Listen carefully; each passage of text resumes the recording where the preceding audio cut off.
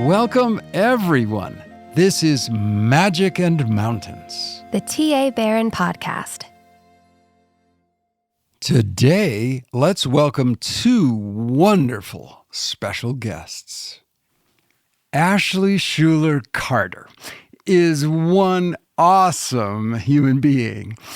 While still a youngster, the grand old age of 11, she formed Africaid, a terrific nonprofit that supports education and entrepreneurship training for girls across East Africa.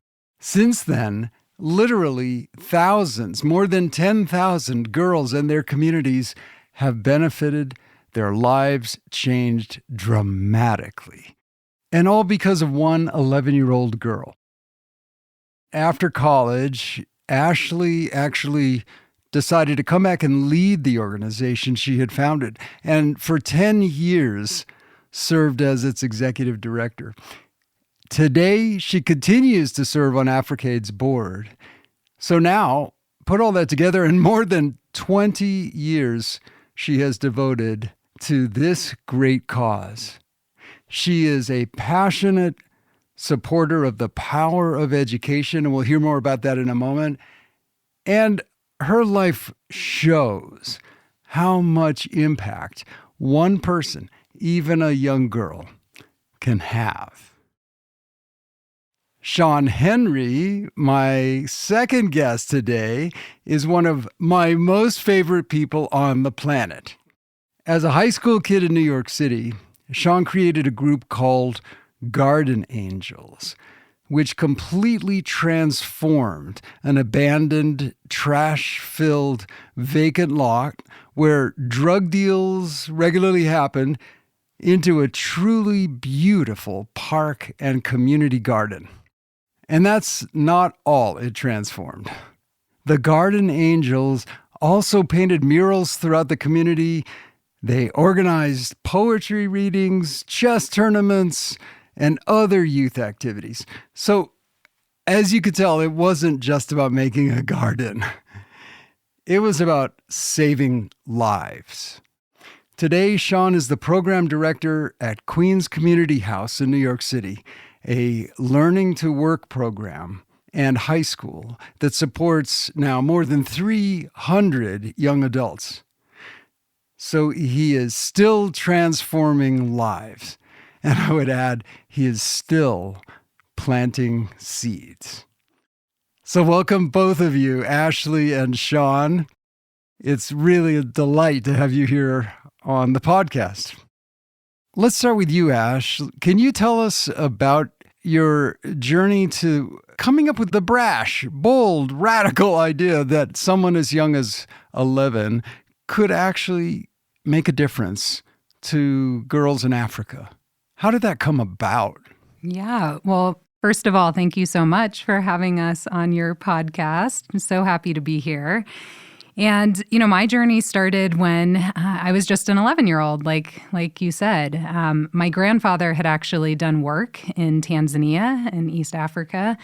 And he had come home and talked so much about this beautiful place that he had visited and loved. And so shortly after he passed away, my family planned a trip to go see this country that he loved. And so we went there on a 2-week trip. And amazingly, while we were there, we actually met someone who had been my grandfather's driver when he worked in Tanzania. And he shared with us just how much my grandfather had made a difference in his own life, how he helped him get promoted to the job he had at that point, and how he had fundamentally helped change his own life. And that was so inspiring for me as an 11-year-old to hear the power that one person can have in someone else's life. And also on that trip, I, saw poverty like I had never seen before and returned home determined to try to find a way to help stay in touch with the people that I had met while there and also support them in their own goals and dreams. And fast forward a few years, I kept thinking, kept doing research, trying to figure out what that would look like. And I met a couple who had started a girls' school for Maasai women in Tanzania. And I knew I had found the perfect way to help. And so I started with the goal of raising money to send 10 young women to high school. And the organization really grew from there. And fast forward to today, like you said, we now support mentoring programs for thousands of girls each year across the country. Fabulous. Fabulous. How many girls' lives would you say you have touched directly through the program? Yeah, it's been over 12,000 at this point who've participated in our mentoring programs. And like you alluded to, what's so exciting to see is that these young women then turn around and help make incredible changes in their own lives, in their communities' lives, in their families' lives, and have a really amazing ripple effect beyond just themselves. Fabulous. What rewarding work for you. It has been. And Shawn, same question for you, Shawn. How did you come up with that brash and bold idea to start a garden where there was no evidence that something productive and nurturing could ever happen there? Thank you so much, Tom, for having me on your podcast. The inspiration came about for Garden Angels back in high school in my English class. My teacher, Miss Susan Nelson, was reading a book to the class called Seed Folks. And in that book, there was this community that came together to create this garden, take over this vacant lot to produce produce for their community and hold events. And that garden transformed the way in which the community worked together.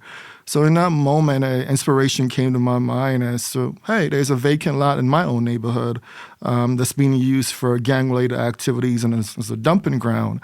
Why not turn this vacant lot into a useful garden for our community? And that's where the idea came about for Garden Angels. And from there, I was able to organize my peers in my high school and in my local community to come together to look at different resources as how we could go about achieving this. So I applied for grants through an organization called Youth Venture at the time.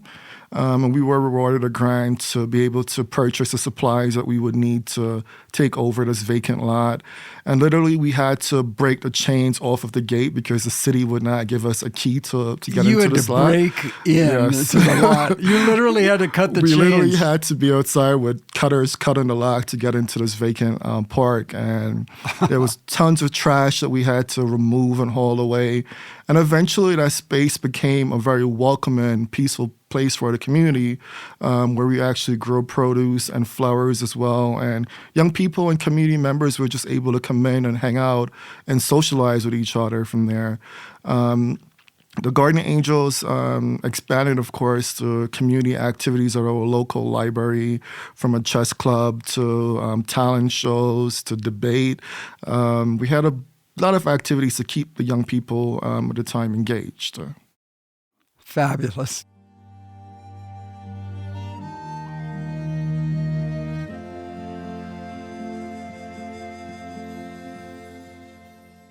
After you had the idea and got started, what were the most serious obstacles that you faced along the way, and how did you address those? Ashley? Yeah, I would say there were a few along the way.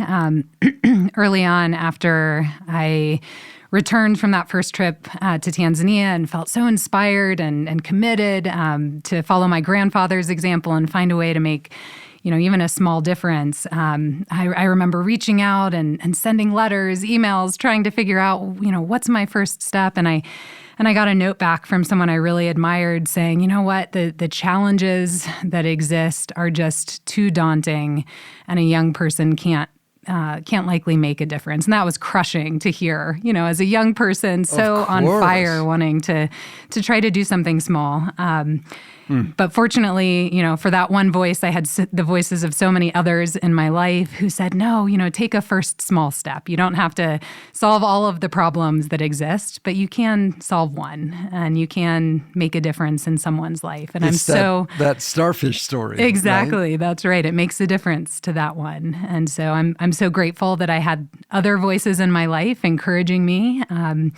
And, over time, as I did find my way and learn about how, I could use my own passion for education to create educational opportunities for young women in Tanzania, I learned a Swahili proverb along the way that I've really kept in mind as future challenges have arisen, which is haba na haba hujaza kibaba, which means little by little fills the big tin. And constantly over time in this work over the past 20 years with Africaid, as we've, faced big challenges along the way, I try to remember that, little by little fills the big tin. With every little step we can make a difference in someone's life. Marvelous. Little by little fills the big tin. The same would be true for you as an educator, right, Shawn? Definitely. That's amazing, Ashley.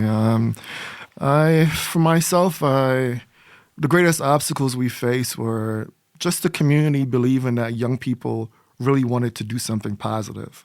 So here are these young people breaking into a park. Are they actually going to create a garden, or do they have other plans in place? So just changing the overall view of the potential that a young person have was the most critical aspect of the work that we were doing at the time.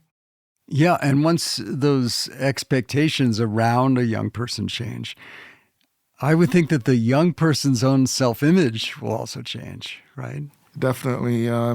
Speaking for myself, it definitely boosts my confidence and my ability that if I set my mind to a vision, I'm able to then fulfill that vision in life, right? I'm able to move forward. And just from that moment alone, it has been a way to propel the way in which I work for myself, knowing that I have intrinsically the power to create something into the world was important from this project. Such a hugely important lesson for life right there. Definitely. Because you've unlocked your own power, right? And that way you can unlock lots of other people's power. And together, who knows what we can do. How has this experience changed you? I'd love to hear what is different inside you now. Ashley? Well, certainly, like Shawn, I have experienced the power and the difference that one person can make in the lives of so many. And for me, that's actually been in the form of a friendship I've developed over the course of 20 years now with a young woman named Priska. She was one of the first 10 recipients of a scholarship that Africaid fundraised for, and she became my pen pal at the time. And we exchanged letters over the course of many years, and I had the chance to go live with her and her family and, become part of their family and their community and, learn about how they saw the world. And she made such a difference in my own life and how I view what's possible as I watched her over the years, have go on to teachers training college and become the first female teacher in her village, and then have daughters of her own who are now in school. She's just, inspired me so much, taught me so much. We've had so many moments of laughter over the years. And Wow. so I just feel so grateful for friendships like those. You wrote that a I've book developed. about your friendship with her, didn't you? I did, yeah. We together wrote a children's book about our friendship and what it's meant to each of us over the years. And remarkably, today, we actually get to communicate via WhatsApp. So, we're in touch a lot more regularly now, but it's just been such a gift to now have this enduring friendship over 2 decades and to now be moms together and navigating that chapter of life. So for me, the biggest gift in this work has been the relationships and the experience to, feel deeply part of another community and learn a whole lot in the process. Wonderful. Gifts all around. How about you, Shawn? How has the experience of Garden Angels changed you? The experience of Garden Angel has changed me in the aspect of my faith. It has increased my understanding that in life, if we do good to people and do good to the environment, good things happen to you. And that has been the way in which I operate my life. From that garden, I've seen amazing things happen to the young people who were involved. At the time, I did not understand that I may be was planting a seed, but now I do see the fulfillment of those seeds. And for myself as well, it created in me a sense of just humbleness and groundness for life. Which you radiate, both of you. Last question. These are difficult times in the world, difficult for everyone. My question for you is, what gives you hope? What renews your sense of hope for people, for our country, for the world? Ashley? I mean, for me, yes, there's a lot going on right now that is so challenging for so many. But when I hear stories of young people who are alive today in their belief that the world can be a better place, who are dedicating themselves to that, who are creative, who have people around them who are supporting them, cheering them on, it gives me a lot of hope that that there is a lot to be hopeful for. And I certainly see that in my own two daughters. They give me hope, and the love that I feel for them, certainly causes me to believe that with love and with the support of one another, we can all do a lot. I think for myself, what gives me hope, despite seeing so much darkness that's being portrayed in the world, there's a lot of light, simple things of just helping a neighbor cut their lawn or opening the door for someone and holding the door. Those are the simple things that show that there is still good within all of us, right? And my faith overall keeps me grounded in the idea that God would not just left mankind to darkness, right? There will be ways in terms of light for us to find hope. And how we go about finding that hope is up to each of us and the things that we do in terms of good in the world. That's what gives me hope. Beautiful. Beautiful.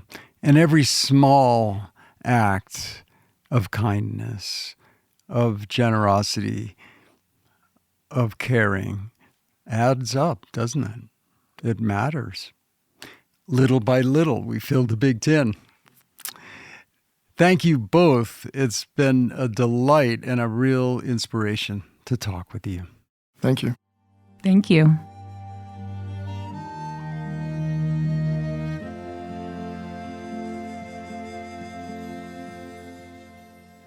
Believe it or not, next episode of this podcast, we will welcome 2 more outstanding young heroes.